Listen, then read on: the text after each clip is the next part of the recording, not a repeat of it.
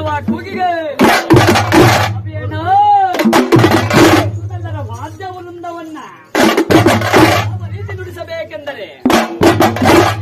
ನುಡಿಸಬೇಕೆಂದರೆ ಅನ್ನದಾನವ ಮರೆಯದಿರು, ನಾನು ನನ್ನದು ಎನ್ನದಿರು.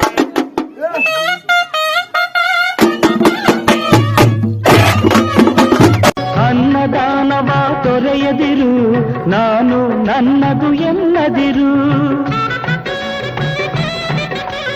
ಅನ್ನದಾನವ ತೊರೆಯದಿರು, ನಾನು ನನ್ನದು ಎನ್ನದಿರು. ಉನ್ನತಿ ಸಾಧಿಸಿ ಹಗಲಿರುಳು, ಉನ್ನತಿ ಸಾಧಿಸಿ ಹಗಲಿರುಳು.